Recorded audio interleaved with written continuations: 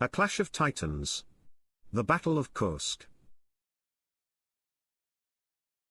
The Battle of Kursk, fought between July 5 and August 23, 1943, was one of the largest tank battles in history and a decisive turning point in the Second World War. It marked the last significant offensive operation by the German military on the Eastern Front and demonstrated the Soviet Union's growing dominance in strategy, tactics, and resources. The clash at Kursk not only ended Germany's hopes of regaining the initiative in the East but also set the stage for a continuous Soviet advance that would ultimately lead to the capture of Berlin in 1945. The battle was precipitated by the German plan, codenamed Operation Citadel, which aimed to encircle and destroy a large number of Soviet forces in a salient near the city of Kursk.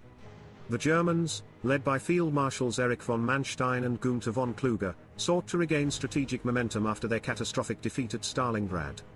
The Kursk salient, projecting into German lines, presented an opportunity for a pincer movement that, if successful, could destabilize Soviet defenses and restore Germany's position on the Eastern Front. However, the Soviets, under the command of General Georgy Zhukov and other skilled leaders, were well aware of German intentions. Through extensive intelligence efforts, including decrypted communications and information from partisan groups, the Soviet High Command anticipated the German offensive. This foresight allowed them to transform the Kursk region into a fortress of defense, complete with multiple layers of trenches, minefields, anti-tank positions, and well-camouflaged reserves. Operation Citadel began on July 5, 1943, with a massive German assault from the northern and southern flanks of the salient. In the north, Field Marshal Model's 9th Army faced formidable Soviet defenses, making only limited progress despite deploying some of Germany's most advanced weaponry, including the Tiger and Panther tanks. In the south, von Manstein's 4th Panzer Army initially achieved greater success, driving deep into Soviet territory. However, the German advance soon stalled, due to the resilience of Soviet defenders and the challenging terrain. The climax of the battle occurred on July 12, near the village of Proorivka, where one of history's largest tank engagements took place. In this confrontation, hundreds of German and Soviet tanks clashed in a chaotic, close-quarters battle. While the Germans inflicted heavy losses on Soviet forces, their own casualties and equipment losses were unsustainable. The Soviets, benefiting from their superior production capacity and well-coordinated reinforcements, were able to replace their losses far more effectively than the Germans. As the German offensive faltered, the Soviets launched a series of counteroffensives, codenamed Operations Kutuzov and Rumyantsev. These operations aimed to push German forces out of the salient and regain territory. By the end of August 1943, the Soviets had not only recaptured Kursk but also liberated key cities such as Oryol and Kharkov. These victories further shifted the balance of power on the Eastern Front, leaving Germany increasingly on the defensive. The Battle of Kursk had far-reaching implications for the Second World War.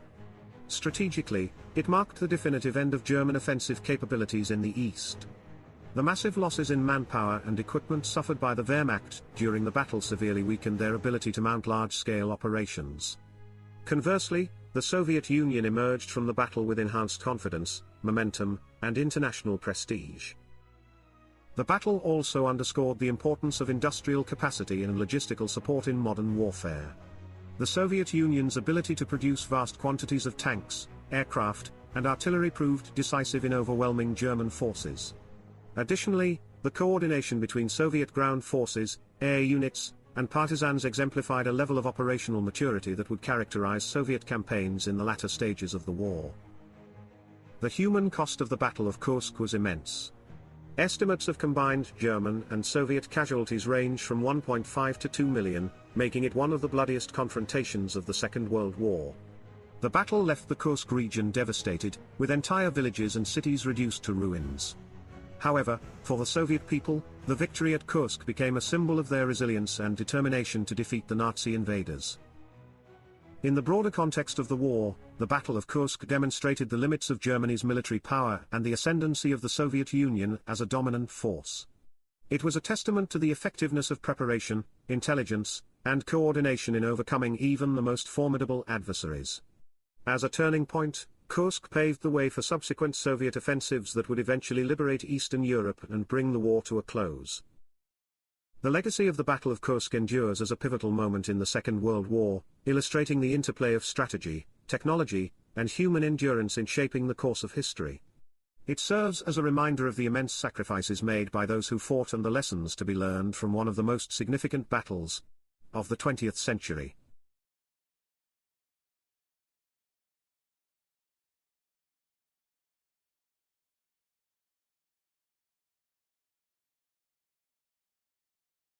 Operation Avalanche. The invasion of Italy. The Allied invasion of Italy, commencing in September 1943, represented a pivotal phase of the Second World War's Italian campaign. Codenamed Operation Avalanche, this military offensive sought to remove Italy from the Axis alliance, exploit the country as a springboard for further advances into Axis-held Europe, and divert German resources from other critical fronts.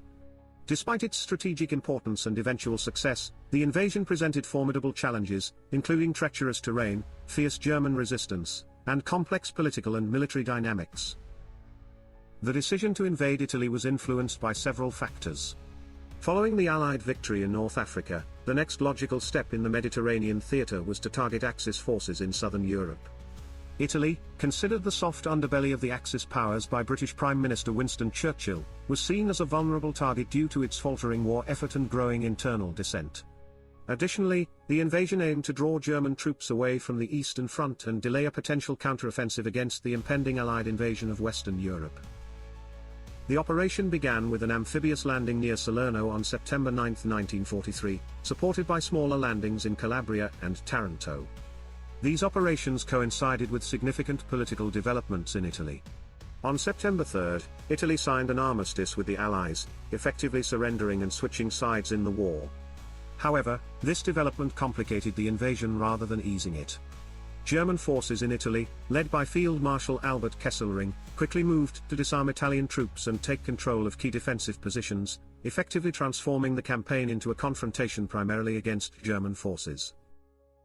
The Salerno landing, conducted by the U.S. Fifth Army under General Mark Clark, encountered stiff resistance.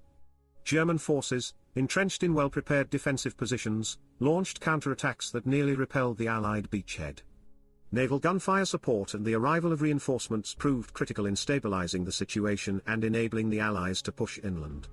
The terrain, characterized by mountains, narrow valleys, and rivers, further complicated the advance, favoring the defenders and necessitating extensive logistical support.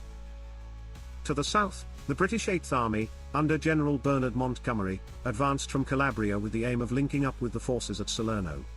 While they faced less resistance initially, the mountainous terrain and German defensive tactics slowed their progress. By mid-September, the Allied forces had consolidated their positions and began their push northward. The invasion highlighted the strategic and operational challenges of the Italian campaign. The Germans, employing a strategy of flexible defense, utilized the rugged terrain to establish a series of defensive lines, including the formidable Gustav Line anchored around Monte Cassino. These defenses slowed the Allied advance, turning the campaign into a grueling war of attrition. For the Allies, progress was painstakingly slow, and each step forward came at a significant cost in lives and resources. The political dynamics of the campaign also played a crucial role. The Italian government, led by Marshal Pietro Badoglio following the deposition of Mussolini, sought to balance its new alliance with the Allies while managing internal divisions and the threat of German reprisals. The German occupation of northern and central Italy, including the establishment of the puppet Italian Social Republic under Mussolini, further complicated the situation. For Italian partisans and resistance fighters, the invasion provided an opportunity to intensify their efforts against both the Germans and their collaborators. Despite these challenges, the Allied invasion of Italy achieved significant strategic objectives. The campaign forced Germany to divert substantial forces and resources to defend the Italian peninsula, weakening their ability to respond to Allied operations on other fronts. The capture of key locations, including Naples and Rome, provided the Allies with critical ports and airfields to support their continued advance. Additionally, the invasion contributed to the liberation of occupied territories and bolstered the morale of resistance movements across Europe. The human cost of the invasion was considerable. Allied forces suffered heavy casualties, with thousands killed, wounded, or captured during the initial landings and subsequent operations. For Italian civilians, the campaign brought immense suffering, as cities and villages became battlegrounds and targets of air and artillery bombardments. The German occupation and reprisals against suspected partisans added to the devastation. In retrospect, the Allied invasion of Italy was a critical but often overshadowed component of the Second World War. It demonstrated the complexities of amphibious and mountain warfare and underscored the importance of political and strategic coordination in achieving military objectives. The campaign, though protracted and costly, ultimately succeeded in removing Italy from the Axis alliance, securing a foothold in southern Europe, and contributing to the eventual defeat of Nazi Germany. The legacy of the Italian campaign remains a testament to the courage and resilience of the soldiers and civilians who endured its trials. It serves as a reminder of the intricate interplay between strategy, terrain, and human determination in shaping the outcomes of war. For the Allies, the invasion of Italy was a crucial step on the path to victory, paving the way for the liberation of Europe and the restoration of peace.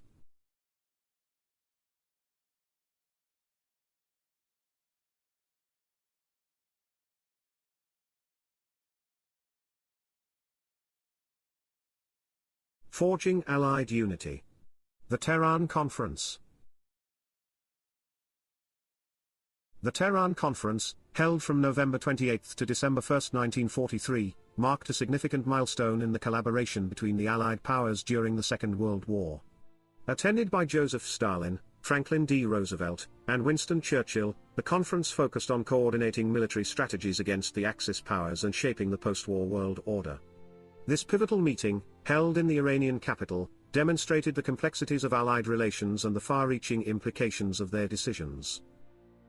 The strategic backdrop of the Tehran Conference was shaped by the shifting tides of the Second World War. By late 1943, the Allies had gained significant momentum, with victories in North Africa, the Pacific, and the Eastern Front. The Soviet Union had turned the tide against Germany with its success at the Battle of Stalingrad and was pressing for a second front in Western Europe to alleviate the burden on its forces. Meanwhile, the United States and the United Kingdom were planning their next moves to ensure a decisive blow against Nazi Germany. The conference opened with an atmosphere of cautious cooperation. Stalin, Roosevelt, and Churchill represented nations with different ideologies, interests, and war experiences. Despite these differences, the leaders shared a common goal: the defeat of the Axis powers. Tehran became the venue where these leaders could address their strategic priorities and reconcile their competing visions for the future. One of the most significant outcomes of the Tehran Conference was the decision to launch Operation Overlord, the Allied invasion of Normandy, in May 1944. This commitment to a second front in Western Europe was a critical concession to Stalin, who had been demanding such an operation to divert German forces from the Eastern Front. The agreement on Overlord underscored the strategic importance of unity among the Allies and highlighted the intricate balance of mutual trust and pragmatism in their relationship. The conference also addressed the question of post-war territorial arrangements and the fate of Germany. Stalin proposed the dismemberment of Germany to prevent it from becoming a future threat, while Roosevelt and Churchill emphasized the need to ensure Germany's transition to democracy. Although the details were left unresolved, the discussions laid the groundwork for later agreements at Yalta and Potsdam. Poland's future became a contentious issue at Tehran. The Allies agreed that the Soviet Union would retain territories it had annexed in 1939, while Poland would be compensated with German land to the west. This decision reflected the delicate balance of power among the Allies and the necessity of accommodating Soviet interests. However, it also sowed the seeds of post-war tensions, as Poland's sovereignty became a point of contention during the Cold War. The conference also focused on military coordination in other theaters of war. Stalin pledged to join the war against Japan following Germany's defeat, a promise that would later influence the dynamics of the Pacific theater. Additionally, the leaders discussed operations in the Mediterranean and the Balkans, reflecting the global nature of the conflict and the interconnectedness of Allied strategies. Tehran was not without its challenges and controversies. The personalities and leadership styles of Stalin, Roosevelt, and Churchill shaped the dynamics of the conference. Stalin's assertiveness and insistence on securing Soviet interests often clashed with Churchill's more cautious approach. Roosevelt, seeking to mediate between the two, played a pivotal role in fostering a sense of unity. The interactions at Tehran highlighted the complexities of alliance politics and the delicate balance of maintaining cooperation amid competing priorities. The conference's location in Tehran also underscored the geopolitical significance of the Middle East during the Second World War. Iran, under Allied occupation, served as a vital supply route for the Soviet Union and a strategic buffer against Axis influence. The choice of Tehran as the venue reflected the Allies' recognition of the region's importance in the broader war effort. The outcomes of the Tehran Conference had profound implications for the trajectory of the Second World War and the post-war world. The decision to launch Operation Overlord accelerated the liberation of Western Europe and marked a turning point in the conflict. The agreements reached on territorial and political issues, while not without controversy, shaped the post-war order and set the stage for the eventual formation of the United Nations. The Tehran Conference also revealed the fragility of the Allied alliance.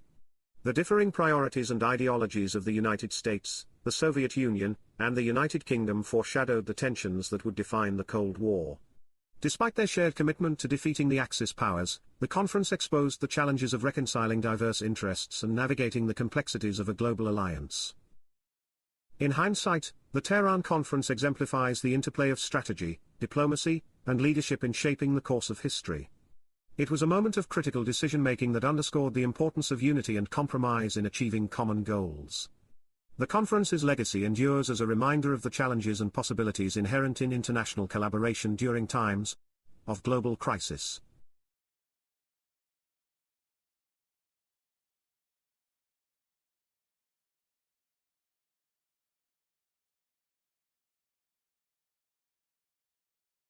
A Monastery of Blood.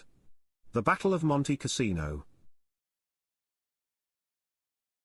The Battle of Monte Cassino, fought between January and May 1944, was a critical and grueling campaign during the Italian campaign of the Second World War. It epitomized the challenges of mountain warfare, the coordination of multinational forces, and the strategic complexity of breaking through entrenched enemy defenses.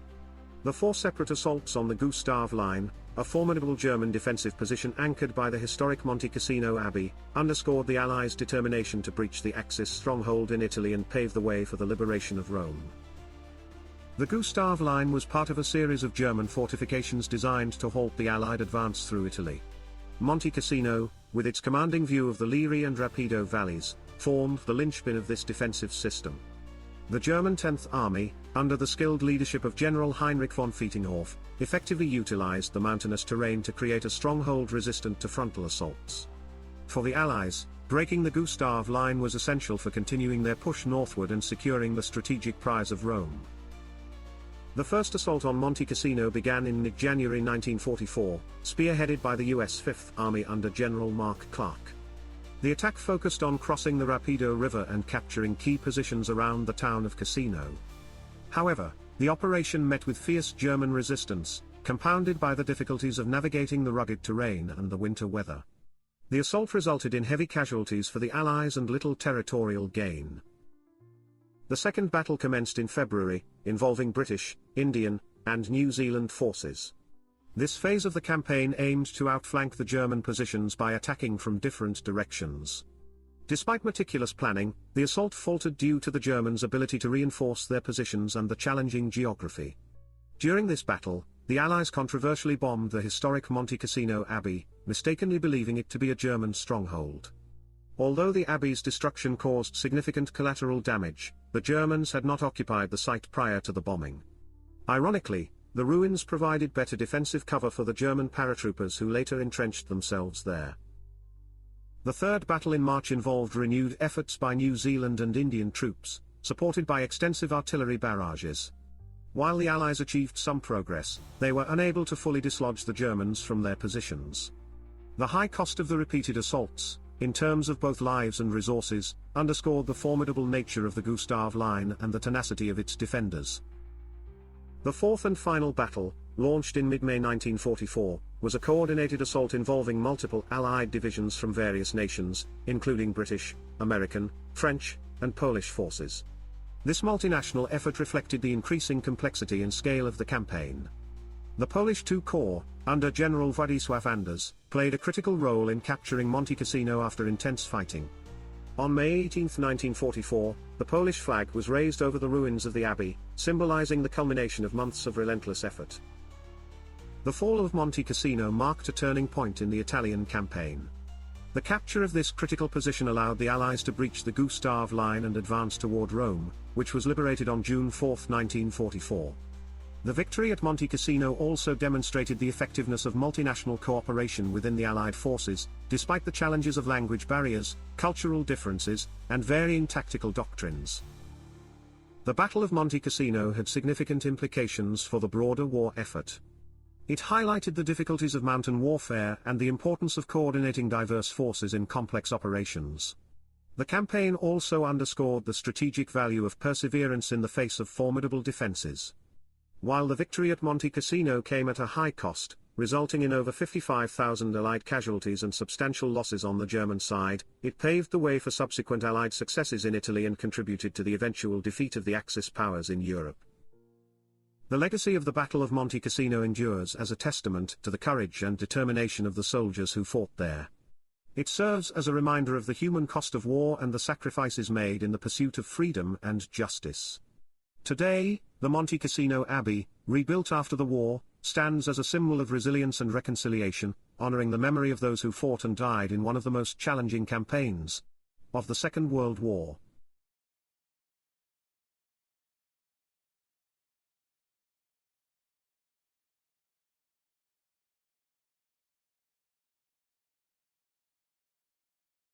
D-Day. Breaking the Atlantic Wall. The Normandy landings, codenamed Operation Neptune and occurring on June 6, 1944, marked one of the most significant military operations of the Second World War. Known as D-Day, this massive amphibious assault spearheaded the Allied invasion of Nazi-occupied Western Europe. It involved meticulous planning, extraordinary coordination among multinational forces, and immense sacrifices by the soldiers who carried out the operation.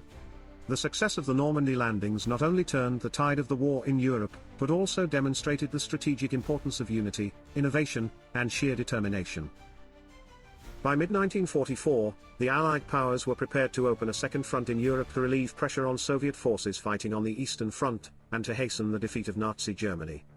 The choice of Normandy as the landing site was a strategic decision, as its location allowed for a feasible amphibious assault while bypassing the heavily fortified Pas-de-Calais region. Months of planning, known as Operation Overlord, culminated in one of the largest amphibious operations in history, involving over 156,000 troops, thousands of ships, and extensive air support. The assault began in the early hours of June 6, 1944, with airborne divisions dropped behind enemy lines to disrupt German communications and fortifications. These paratroopers, despite encountering significant challenges, including poor weather and strong German defenses, played a crucial role in the initial phase of the invasion. Their efforts to secure key bridges, roads, and other strategic points paved the way for the amphibious landings. The amphibious assault was divided into 5 sectors along the Normandy coast: Utah, Omaha, Gold, Juno, and Sword Beaches. Each sector presented unique challenges and was assigned to different Allied nations.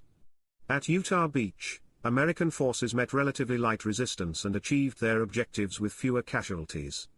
However, at Omaha Beach, the U.S. troops faced ferocious German defenses, resulting in heavy losses. The steep bluffs and well-fortified positions at Omaha made it one of the most difficult and costly sectors of the landings. British forces at Gold and Sword Beaches and Canadian troops at Juno Beach faced significant resistance but ultimately succeeded in establishing beachheads.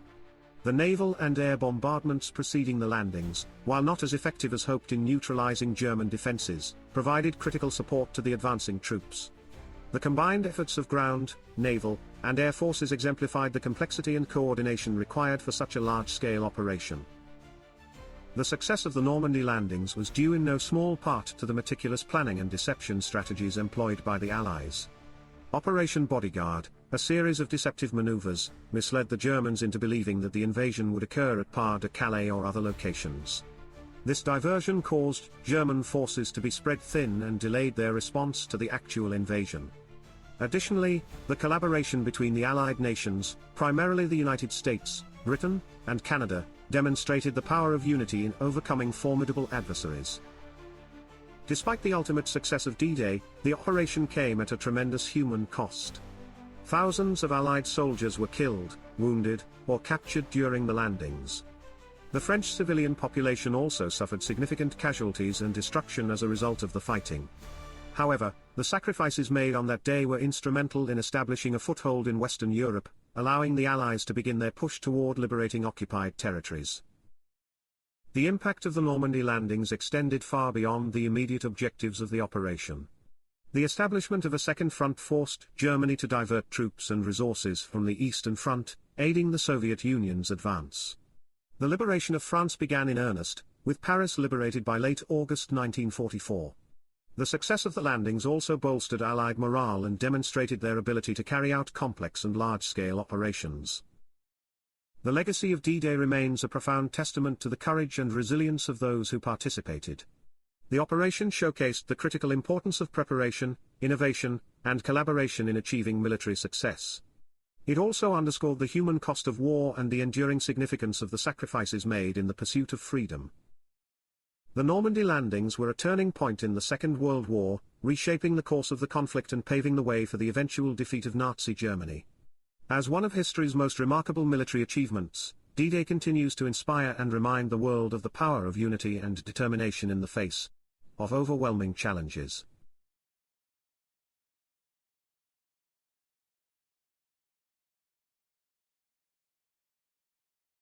In the next chapter, we will cover the Soviet invasion of Germany, as well as the liberation of Paris, and Operation Valkyrie, the attempted assassination of Adolf Hitler.